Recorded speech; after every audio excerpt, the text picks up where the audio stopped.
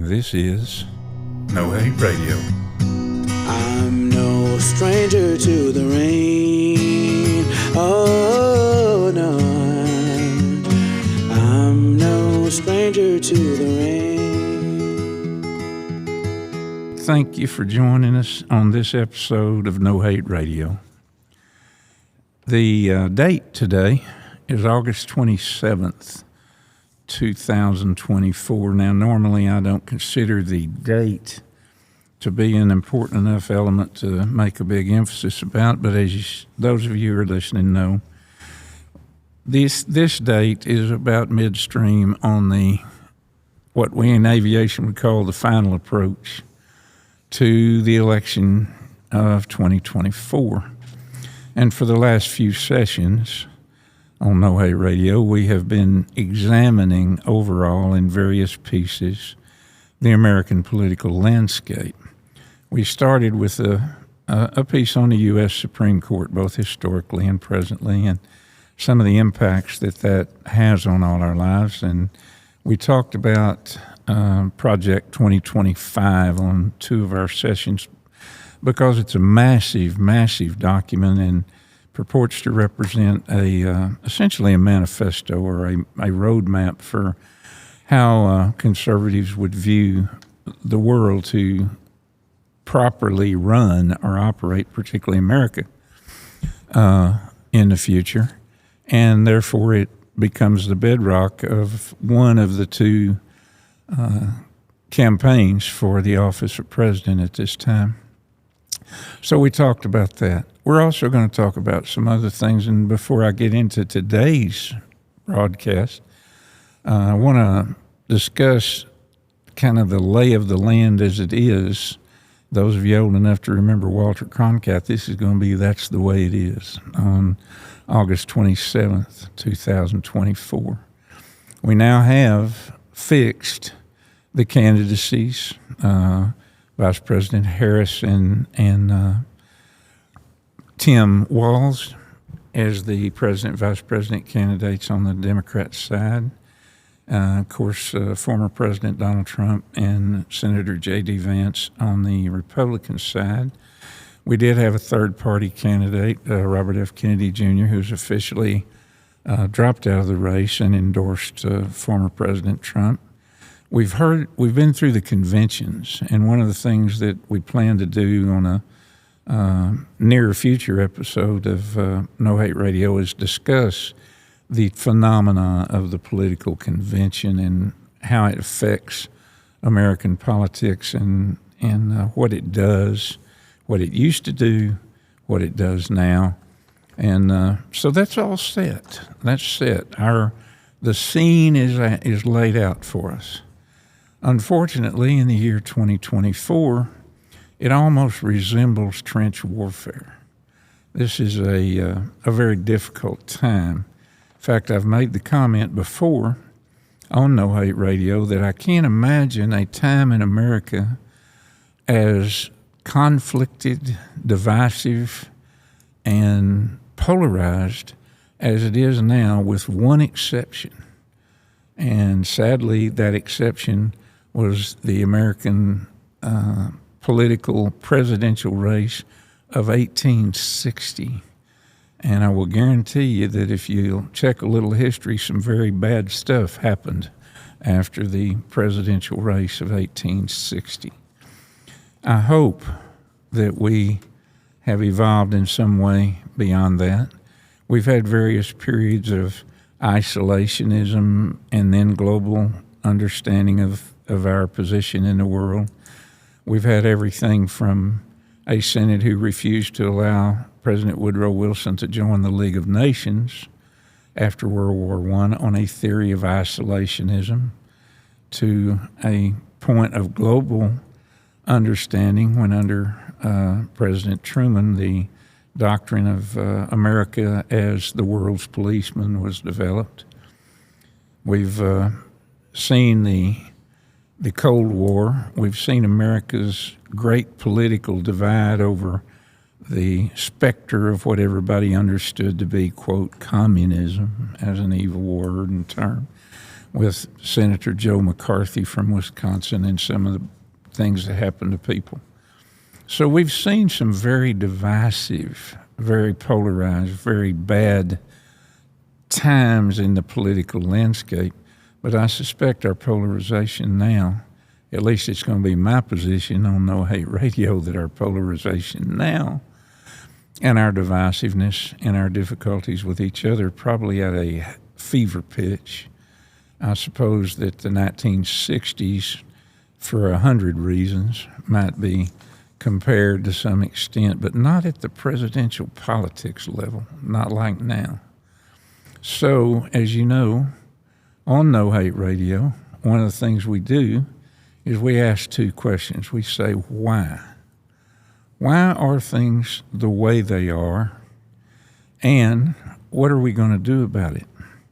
We do have a guest speaker today, which I'm very, very happy to have, and I'm going to have her introduce herself just shortly, but I want to talk about, and this is the reason that our guest speaker is with us today. I want to talk about something that's a little bit of a sidetrack from all of the conversations that we've had in talking about specific issues and candidates and things like that. It may be a little sidetracked, but I think it's the underlying element that we really need to take a look at in America right now. And the question of why is, why do we treat politics like a game? Why do, in every political speech, there will be some sports analogy? In every political email, and I promise you I get 50 of them a day, there will be comments about how shocked we are or how aghast we are that the other side has done this or that. And the whole idea is to quote, and I didn't invent this term, to fire up our base, which is a sports analogy. We get them from both sides, and we get them all the time. And I have advanced the proposition and just repeated it with our guest speaker and our producer that I think Americans as a whole, as a society anyway, we're adrenaline junkies, and we want to create excitement, and we want everything to be some kind of a fight, some kind of a game, something one side can win and one side has to lose. And that it ties into a us versus them notion that has its foundation for sure in race, ethnicity, economic situation, gender identity or expression, all of those things. Us versus them. That's the way we tend to think. And particularly if we're talking about people who happen to have a passport or a birth certificate from some other sovereignty other than ours. Because now that's another one of those, us versus them. Mostly all fear-based. But it came to me that after the football game, and you're talking to a guy that played Texas high school football a long time ago when it was almost a religion.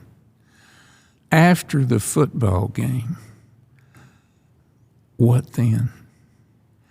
After we've gone through this, whatever it is we do for 90 days before every election, or longer, this time much longer, how do we live? Where do we find community? What did we do to the community that we had before? How many family relationships have been destroyed? How many friendships have been destroyed? How many constructive relationships have been placed in a position of tension and mistrust, I think is the right word, and no longer present a place for solace or comfort anymore because we've played this massive football game. Now, believe me, I certainly take one of the sides in that massive football game. But I can remember a time over my lifetime, and as some of you know if you've listened before, I'm pretty old. I'm 75 years old, and I remember a time when differences in political opinion were recognized, but they weren't the basis for destruction of human relationships. They weren't the basis for destruction of beloved community.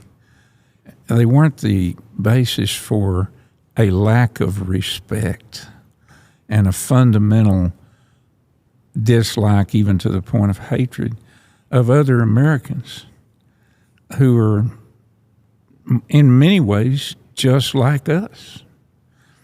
So it's a dilemma that I've been thinking about for a while, and I had the benefit of hearing a talk by our guest today, and that was on Sunday, this past Sunday. And I was able to ask her then, would you come on No Hate Radio and talk about the concepts, the ideas, and the, I think, thread of what you brought forward on when you made your talk on Sunday. And she agreed to do that.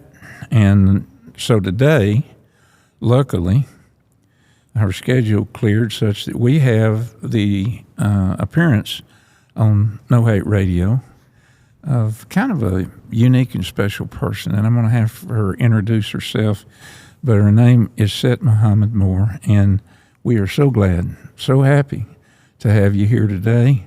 And would you do us a favor and just introduce yourself to us in a way that you think might be relevant to what we're going to talk about today, Cet? Sure. My name is Cet Mohamed-Moore. I am about 5 weeks shy of 38. I go to church with Don, and I'm an artist, a writer, and a facilitator, and I came by those facilitation skills through over a decade, almost 2 decades of community work. So I've been in activism and organizing spaces in and out since I was like 17 or so. So about 20 years, and I ended up at this church because I met the pastor at a speak out after Philando Castile was shot and Elton Sterling was shot, and he gave a prayer, and then I was like, oh, what did the white pastor just say? Because he was like, if we as white Christians can't blah, blah, blah, then God damn us. And I was like, what? And then I was like, wait, this guy pastors a church? So I checked out the church, and that's how I got here. But my heart has been in community work, though I've taken a step back from that for my own health and sanity, and to focus more on art and community building, because I just got to a point with the way that both politics was going, but then the reactionary way that we would try to organize against that. And I said, do not call me for anything unless it is artistic or spiritual. Do not call me to go to these protests where nobody is going to help me if I get locked up. If it doesn't build community or it doesn't hearten people, don't call me. And so I get less calls to do things, but I do more quality things. I appreciate your invitation and, your introduction, and your focusing on the thing we're going to talk about here today. And I must say that organizing, community organizing, or organizing any group of people to do anything, we know from history, involves an inherent risk. It involves significant risk. In fact, I have had occasion to watch people go through a process of trying to I'll use the phrase, even though I think it gets overused sometimes, of speaking truth to power. And when they do that, they usually pay a price for that in one way or another. And one thing is sure, the pastor of this church of Allendale, where we do this broadcast, certainly has been forced to pay some prices for his willingness to speak truth to power. And so I certainly relate to what you're saying about your attraction to this particular body of people. And it's very difficult to use the right kind of terminology anymore, because if you say, well, I'm a Christian, that conjures up in the minds of the receiver, I believe, the notion of the right-wing fundamentalist Christian with very, very dogmatic theologies or belief systems. So you create the wrong image of yourself if you are a progressive Christian or someone who subscribes to liberation theology, because most people, I don't think, even know that it exists much, and if they do, they certainly don't understand it. So what happens is a group like the Allendale congregation, I believe, becomes and again, I kind of step back from using terminology that's probably going to make listeners think I'm sort of a little happy-go-lucky Pollyanna, but a beloved community. And that's a goal.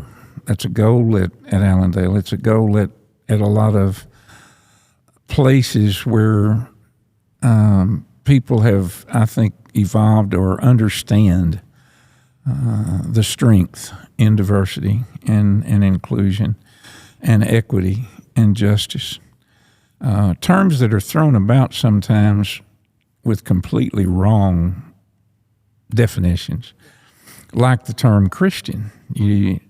It's been hijacked, I think. So in your efforts to be a community organizer, have you encountered those risks, and have you encountered the same difficulty with the use of terms causing people to misunderstand where you're going? Yeah, like even when you're doing things that aren't necessarily considered agitating, like I was a part of a group that once a month did something called Books and Breakfast. And that's something that Dream Defenders did. And it was literally us serving breakfast, money out of the group's pocket, to have catered breakfast and books that we either bought ourselves, had donated or given to us. And you could leave with books for free. That people get suspicious of that. And it might be neighborhood people when they see you start to put stuff up, although in that neighborhood, by then, after a while, they knew what we were doing. But when police are rolling past, because the police in that neighborhood kind of serve as an occupying force, and they just see people start to congregate and actually use the facilities that taxes are paid for, and it's like, what are you doing? And wanting to be up in your business, and if they choose to escalate it, like that can go bad. But then also, that same group did something called the Black Mama's Bailout for Mother's Day one year, where money that was raised was used to bail out black mothers who were sitting in jail for no other reason than they could not pay their bail. And so they were missing work and not being able to take care of their kids, and that money was used to bail them out. So then you are on the Pinellas County Sheriff's Office property, so you're putting yourself in the path of potential direct harm. And then like, when you're involved in general, activism and organizing is considered left of center work. So I'm just going to say like lefty type stuff. When you're involved in stuff in those spaces, because of the types of critical thinking people tend to do, they tend to shy away from religion, even though there definitely are religious leftists. And I myself, if you would have met me 10 years ago and invited me to come do something like justice work with Christians, I would have been like, who are you talking to? I understand. 27-year-old me still can't believe that 37-year-old me is here. And I kind of even still balk at the term. Like I, for myself, will often use Christ follower, and I still have some interfaith practices. So I'll be like interfaith follower of Christ, and because I also don't want to be affiliated with Christians, and I myself have beef with Christians. And I probably told someone yesterday or the day before, when they saw the sermon, I was like, I'm probably more of a Methodist than I am a Christian, to be honest. Yeah. And so you have people who have left the church because they've been harmed by the church, or because, this is a big one, is that they've seen the way the church has sat out participation in justice work. And so the church has no credibility with them. God has no credibility with them. And so when I am doing something in the capacity of being a member of Allendale, I know that that's what I'm up against, but I understand it, and I can't let that dishearten me, because if I am choosing to love the world as it is right now, like, that also means loving people in their hurt and harm from the church, so that when I'm showing up as an Allendale member, that I have to accept that I may get pushback or a cheek turned away from me because I'm affiliated with the church, because of what the word church itself triggers for people. And so for, I think, people like us, that can be a barrier to creating beloved community, but that's just par for the course. And you have to accept that and work around it, or honestly, not around it, but work through it. So now, in follow-up to what you just explained, which I appreciate very much, we're in this, I call it, humor me, this football game right now. Joe Biden said, and some time back, that there is a battle for the soul of America, because there is such a fundamental difference in the march forward as stated. This is not something I've invented, in other words. There is such a massive difference in the way one group would have America look, at the end of 2024, than what the other group would have America look like. And we have almost a stark contrast facing us, looking before us. And we sometimes have trouble understanding, at least I do, maybe I'm only speaking for myself, but I don't think so. We have a lot of trouble understanding how another person we know, maybe we grew up with, maybe a friend of ours, can have this contrasting view, how they can believe that this other message, this other mantra or whatever it is the right way to go. And in my lifetime, I've had many friends from all parts, both ends in the middle of the political spectrum on many issues. But now it seems to carry forward at such a high level that it divides us personally, and we're tending already, because of high technology. I believe this is an opinion, by the way, not a fact, but it's my thought. We're already tending toward personal loneliness and isolation through the use of technology, whether it's iPads and iPhones and computers and the way business operates now, and there's no personal level in it, and so many other things. We get into a concept which I certainly didn't invent. I don't know who invented it, but it's called the stovepiping concept, where if I'm working next to you, but we're both on our computers relating to the world in some way, I may never know anything about you, even though we may be physically 5 feet apart. This is the kind of world, anyway, that we're in today. My question that I struggle with, and I hope you can offer some insight on too, is back to my original question, but now that we've had some context for it. November 8th, there's going to be, I count on litigation. I count on a lot of things occurring after November 8th. Don't misunderstand me. But November 8th, it's going to be pretty apparent which way America is eventually going to go. Unless there is another armed insurrection that's successful, or some other violent end. But if there's not, we're going to know here in 69 or 70 days, or however many days that is,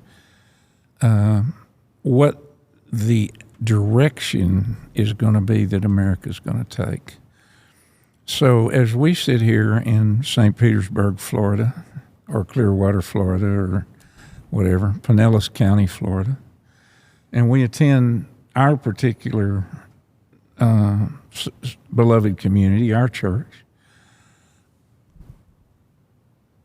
how do you envision that we would reconstruct some of the damage to community that will have been done by that football game? I think it has to be grounded in both grace and responsibility. And I'm sorry if anybody listening is turned off by the word grace. I think you can use that non-religiously, and I do, because unless you're just somebody that believes that people are just irredeemably bad once they've done something bad, then you have to know that people are not the worst thing they've ever done. And if you consider them voting in a way that you disagree with the worst thing personally or for this country, then you can still believe that they can be better on the other side of it, and afford them that grace, but at the same time not just give them carte blanche to act like they never did anything, and not just with the voting, but how they behaved leading up to that, because that's the thing, not just the voting itself, but that's the thing that we'll need to be repairing from after the elections, how you behaved this whole election cycle, the things you said, the memes you shared, maybe the disinformation that you spread, or the just ornery way you acted, even if you were in the right about something. And then that grace and responsibility also needs to be offered to you as well, and also needs to be something that you offer yourself. If you realize, regardless of who you vote for, and even if you made the quote-unquote right choice, right, and according to your values, but that you behaved in a way that was just untoward and not necessary, that can be a hard pill to swallow, that, oh my God, I acted out of my integrity, or I was just really, really annoying. It's kind of embarrassing to realize that you were super annoying, especially when you did it publicly. And so I think that's also something that a lot of people can't get over, is realizing that they've done that and they need to extend the grace to themselves. And so instead of having the humility to do so, they double down on their ridiculousness or their harmfulness, and then find community with people who are doing more of the same, and they get worse. People agree that, I say people, psychologists and sociologists and people that I've read about agree that, human beings are pack animals in a way. We are not geared to this isolationism that we have, whether it's loneliness or, as I use the term, stovepiping, or we're not geared that way. We're geared to be in a group. In politics, they call it the bandwagon effect. We want to be where like-minded people are on the bandwagon with us, and we're all charging along with our righteous ideas. And it seems to me that's been easier to do 20, 30 years ago than it is now. I had a good friend say, maybe one day the 60s will be over, because what happened probably in the 1960s was that the American society that had some of that simplicity that some people nostalgically want to go back to,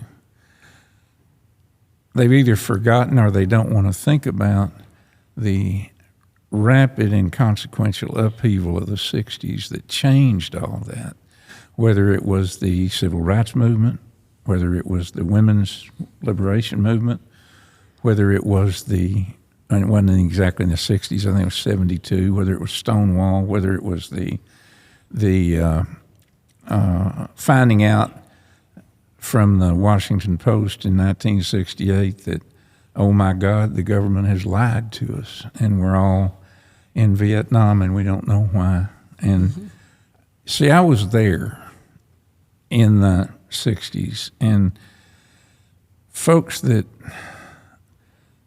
didn't see that happen, probably it's not as impactful if you look at it from the viewpoint of history. But we now have a large contingent of Americans, I guess we'll find out in November how large, that nostalgically look back behind the 60s and say, culturally, this is where we need to be. This is where we were wrong. Everything that happened after maybe 1968 or something has been a wrong direction. And so if that viewpoint carries the day, and we have to assume that that's what most Americans want, and it doesn't coincide with what we believe, we meaning more progressive or liberal people believe, is right, then we're faced with a different kind of restoration of the beloved community, because we have to recognize at that point that we constitute the minority, that the country is not going to go in the way we fervently believe it should go. Now, if we're on the other side, and we are one of the nostalgic dreamers of a white male-dominated society that controlled everything, subjugated women, and all the things that go with that, and we want to go back to that because we think that's just right and true, and the other side wins in November, then there's a whole nother way to try to restore the beloved community. So it seems to me, and I'm probably overcomplicating something now because I started this off by saying I guess it's pretty simple, but it seems that the outcome of the election will drive not only how we do act, but how we should act if we're looking for a solution, if we're looking to restore community. Yeah. What do you think of that, Cet? If one side wins, if for the sake of argument, one side in this election is the more progressive side, and one side is the more conservative side. Yeah. So and we'll use those terms, by the way. Right. That'll be it. And so if the progressive side wins, then it's more of a continuation in terms of building beloved community. It's more of a continuation of what's already been happening, because we have been trending that way for decades. And especially when you factor in like Gen Z and below, a more progressive society more closely aligns with their values. And so that's where they would have been heading anyway. And we continue to do that because culture does trickle down, even if economics doesn't. And that's the example that will be set from the White House. If the more conservative side wins, the progressive side of society still has a job to do in continuing beloved community. It's just a little bit harder because now you'll have forces that are, according to the priorities of Project 2025, they will be organizing against you. And so now you have to battle the onslaught of that stuff at the same time as you continue trying to build community. And you have to change your approach, because you also even have to change not just the overall approach, but how you as an individual organizer or whatever your role is in doing this, how you approach it, because you're going to reach a burnout point more quickly than you would have if the winds were more favorable to your boat. And I know your thing is flying. My thing is being on the water. There you go. I can relate. So I'm sure there's a flying equivalent to that. Yeah. But now you don't have, the wind isn't at your back propelling you forward as much. It's rocking you from side to side while you still have to try to steer yourself forward. And so you still have a job to do, but you have to be extremely mindful with your psyche, your body, and how you conduct that work, but it still needs doing.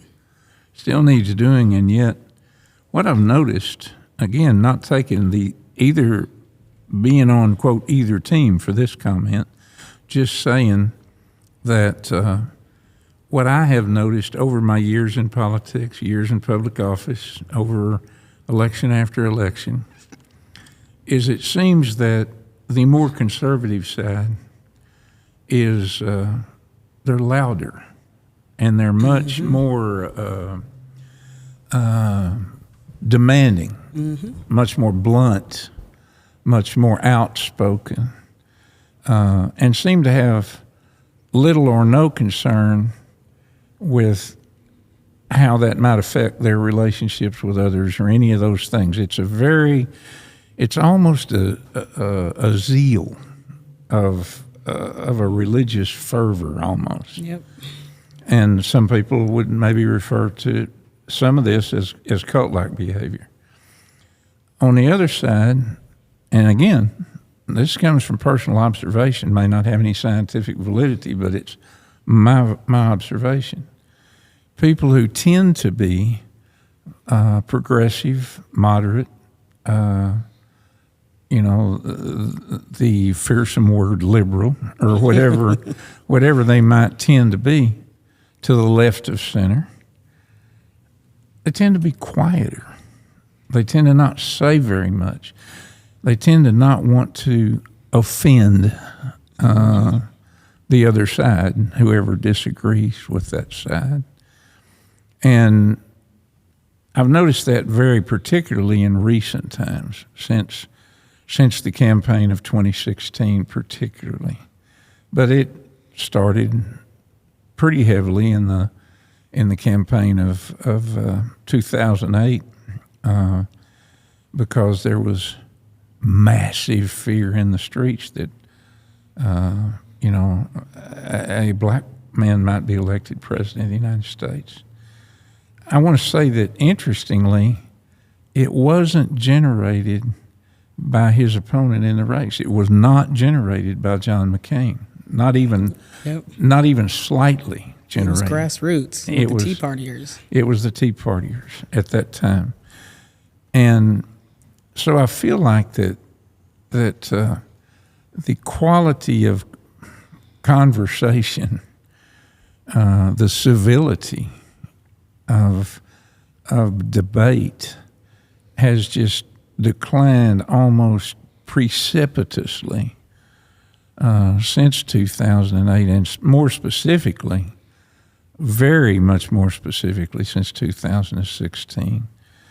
So at the end of this race, this 2024, use my term, football game, when the scoreboard is up and when it's finally determined, as you said, if it happens that the more progressive side wins that race, then you get a particular influence from the White House and people who have been progressive and liberal, or more progressive, moderates even,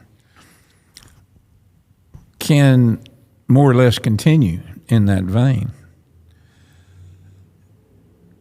If not, though, if the conservative, we've elected to call it that for this conversation, the conservative movement turns out to take control of the government. And of course, being deep in politics the way I have been for a long time, the presidential race by itself, that's what everybody pays attention to. But the fact is, the Senate races and the count in the U.S. Senate is just equally as important as how that's going to come out. But the point is, if the conservative side wins that football game, as you've said, it's a more difficult job. The work still needs to be done. The question is, in the category of what are we going to do about it, the question is, when you're on the minority, when you're Travis at the Alamo, exactly how, everybody knows I'm a seventh generation Texan, when you're Travis at the Alamo, it's almost, and I don't mean to oversimplify it, but it's almost like, what now? What now? And you said, well, there's still work, of course, that you have to be done. That has to be done because what? Because we are going to be true to our integrity and our beliefs and what we think. And if we're progressive, if we're on that side of the chart, as it were, and we're going to try to reach out and do that. But we have a history of not being very, very loud about it and not wanting to offend anybody. And now, coupled with that, you become the minority in American government. So I guess my question, and it's a nagging question to me, and I guess we need to wrap up pretty soon here because we're probably going over time, but a nagging question to me is, in that eventuality, I know what we need to do, and I agree with you because you said it. We need to keep working, toward those ideas of justice and equity and inclusion and diversity. And we need to do that because progressives believe that that's the strength of America. So the question is only this, and you have time now for all the brilliance you can gather up, Cet, to say how. How? So the two things that I think of are, one, be less demure. And that word is like all the rage on social media right now. Yeah. But I've used that word for decades, and it means a thing. And it's a thing, being demure is a thing that the more progressive side has done for far too long, even when they're being demeaned and dehumanized by conservatives. And when you are in the right about something, and you are right unequivocally when you say people should be treated as human beings. Yeah. Like, that's not a political statement. And if you are the one saying it, you deserve to say that very, very loudly. And you deserve to say very, very loudly, you're behaving badly and you are making life worse for people just because they're different from you. So be less demure. And then two, part of that, when I'm saying like it's the work, I don't mean this in like a productive Calvinist sense. I mean like it just needs to get done, but it's not as complicated as people make it to be. You don't have to have these complex action plans, and phone trees help to better organize people, but you don't have to have these complex plans of how to bring people together to go do A, B, C, D, and E. It's actually, it boils down to being a human being. And if you want to couch it in Christian terms, for example, it would be loving your neighbor, and it would be building on the relationships you already have, widening your circle by, you don't have to be besties with the person you create more relationships with, but if you see somebody on the outskirts or the margins and they look like they could use a friend, maybe you're not the person to be their friend, but you have a friend who gets along and has the same interests as that person, like play matchmaker.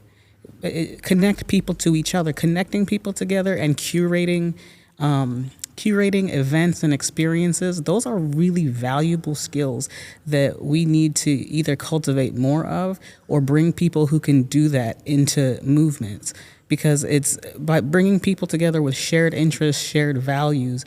Those are the things that are going to bind them together. But at the same time, if you have family members or friends who are not interpersonally harmful to you, but you see them inching toward being on the wrong side of history, or they make off-color jokes or repeat things that they haven't necessarily thought through, but that are wrong, like, don't drop those people just because if they've been a good friend to you, regardless, your pops always comes and changes your tire when you catch a flat on the road, or spots you money when you're short on rent without holding it over your head. You have a better dad than a lot of us, and a lot of us would break an arm for that kind of care.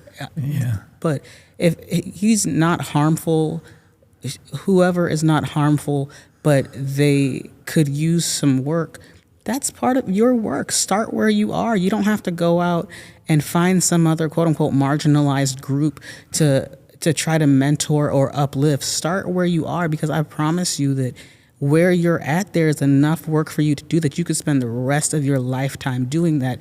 You just have to actually be committed to it, and committed to creating right relationships where they're reciprocal, where people are afforded some grace, or you approach things with nuance, because I regret to tell you that everything is not black and white. Oh, you're kidding. let me write that down, Cet. But we really, a lot of times, act like it is, and act like as soon as you are not lockstep with us, that now you are to be discarded. And when you do that, you're engaging in the same politics of disposability that conservatives are with the rest of us, and that can't be it. And politics at its core, the root word polis, meaning city or neighborhood, is really just how you go about organizing life together. So if you want to work on how you organize life together, you start that in your own neighborhood, in your own family, in your own workspace.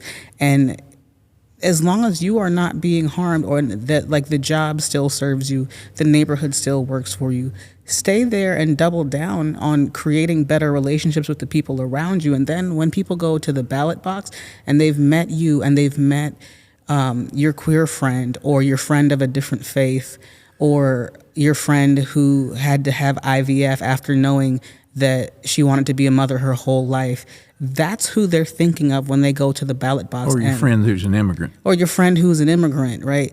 They're not thinking about an arbitrary housekeeper or migrant worker. They can put a face to a name. And I know a lot of people really hate, like, why does it have to be personalized for people to get it? Honey, like, to you, I would say, whoever that is out there, like, you work with people as they are. That's what you do. And we, regardless of how sophisticated our technology is, like, human beings have a finite amount of like mental resources and focus, especially coupled with the distractions of today and the demands of just being a person and keeping yourself alive. The human beings are transformed by relationships. So it's not necessarily that I have to be able to put a face to the name of this issue. But when I have a relational way to come at this issue, that makes a huge difference, because now I'm better able to empathize, because I can feel what this other person might be going through if I vote this way and this law is enacted against them. All right, that's excellent. It always brings to mind, and Cam can probably tell you I've quoted this multiple times, but it sounds like what you're describing is working the long game. Yes. And working the long game, you probably know this quote, but when Lyndon Johnson forced the Voting Rights Act through in 1965, he said, and I heard him say it, I have now ceded the entire South to the Republicans for at least 50 years. And documents like Project 2025 and its predecessor, who was handed to the Reagan administration when they were elected in 1984, that's the long game on the conservative side. Maybe there hasn't been a long game on the more liberal side, and maybe that's the answer. Yeah, I think playing the long game is the perfect answer.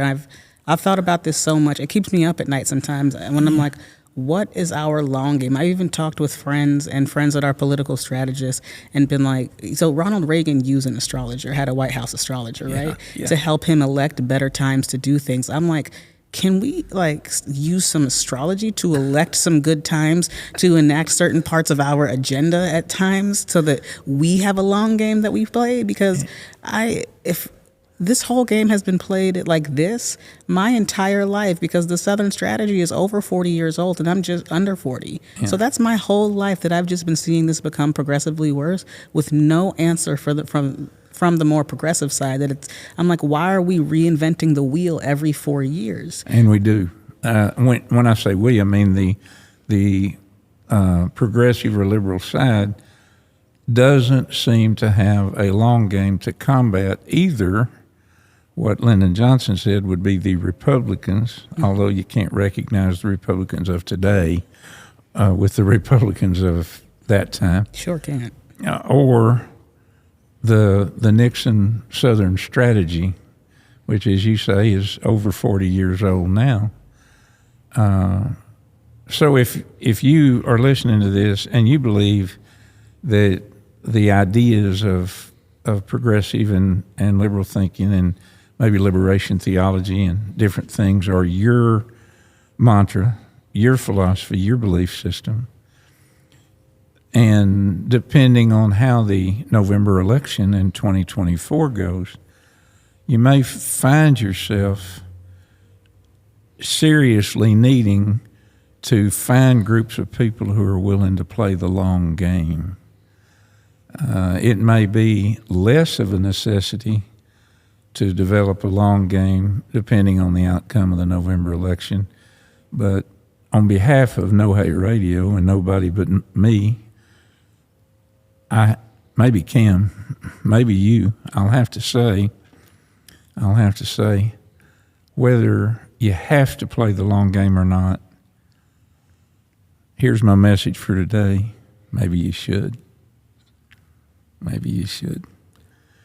Got anything else for us, Cet? Just don't be disheartened by what is going on in the world. And don't think that it's too much for you, because you weren't meant to do it alone. And if you were meant to be born at another time, you would have been born then. So you were made for this moment now. And there is something of service, something good that you can do right now. Thank you. And thank you for being on No Hate Radio. Thank you for having me. I enjoyed it. We very much appreciate it. And with that, we usually close off our sessions of No Hate Radio by inviting people, and we always do this. If you're someone who has a subject you'd like for us to talk about, please go on the website, nohateradio.com.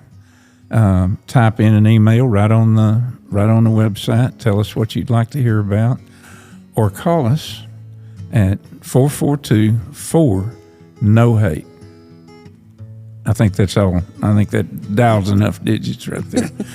And call us and do that if you have something for us to say. Our theme song is No Stranger to the Rain.